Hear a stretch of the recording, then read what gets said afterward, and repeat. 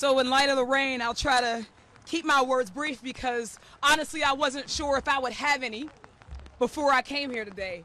And I think that a number of us in the last 2 weeks have struggled with our words because we recognize how very powerful they are and also how consequential they are.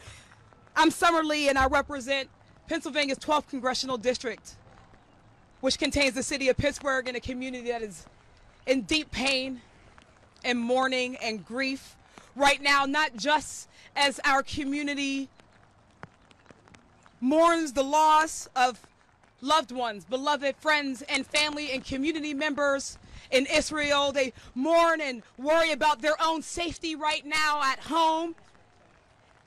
And I want to begin by saying that peace means that we hold space for each and every one of our communities, including my Jewish community, our beloved community in Pittsburgh, who 5 years from the commemoration of the worst anti-Semitic attack is reliving so much pain and so much trauma.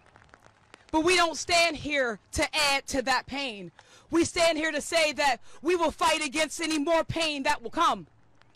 I stand here because there were so many people who are in spaces where they had so much to risk but recognize that courage might not always be repaid or rewarded in political safety or comfort or opportunity, but in this instance, courage will be rewarded in the lives that we can still save in Gaza and Israel or right outside of Chicago where baby Wadia was. Lives that are precious wherever they come from, whatever color they are, and whatever tongue they speak, or whatever God they pray to. Lives that are precious because they are.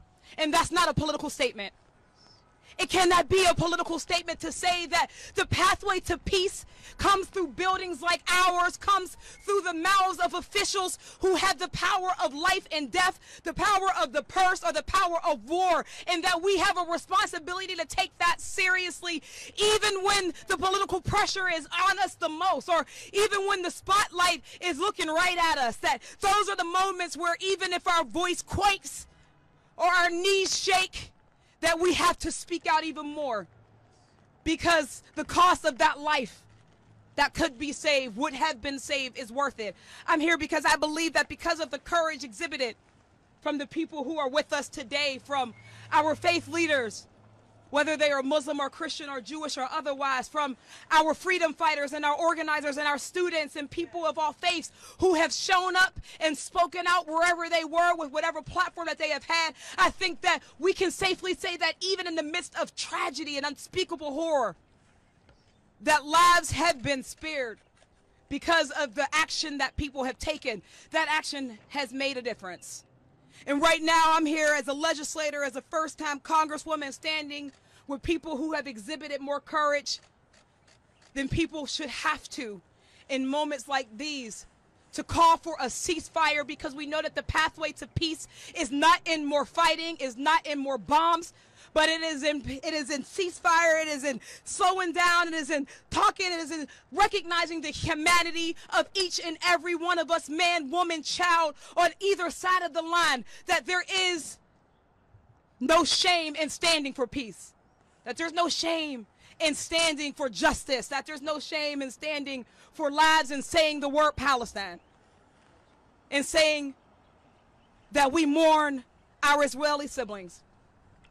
So I want to say here today that our love for communities that maybe have not been shown enough, that our political action for a community that needs us desperately is not in opposition to another beloved community.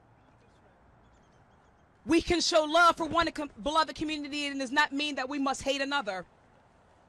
That we can here today exhibit a love for everybody impacted here, our Jewish siblings, our Israeli siblings, our Palestinian, Muslim, and Arab communities, that the rhetoric must change now, and that those of us with anything that we have and all that we have must use what we have to redirect the rhetoric and redirect the action so that we can take those actions to save lives. Over the past 2 weeks, I've thought a lot about the actions, the activism, the love work that has been done on behalf of me to stand here today. I think about the Black Lives Matter movement. I think about the civil rights movement. I think about the courageous organizers and faith leaders and activists for decades and generations that have stood up. And because they stood up, we have carved out a better, safer world for more people. And I think that in times like this, we all have to decide, what is our contribution to that legacy? To that legacy of civil rights and human rights and justice and peace. And that if we don't act now, future generations will look back on this moment and they'll ask us, where were you when we could have saved lives, when we could have stopped a crisis? And where were you when the spotlight was on you and even when the pressure was on you? Did you do what we could? Did you do enough?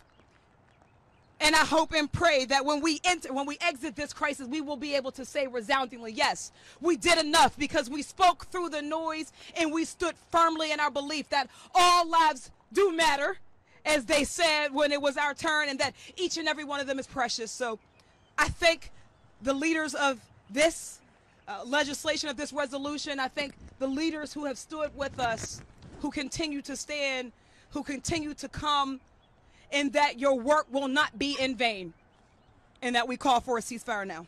Thank you.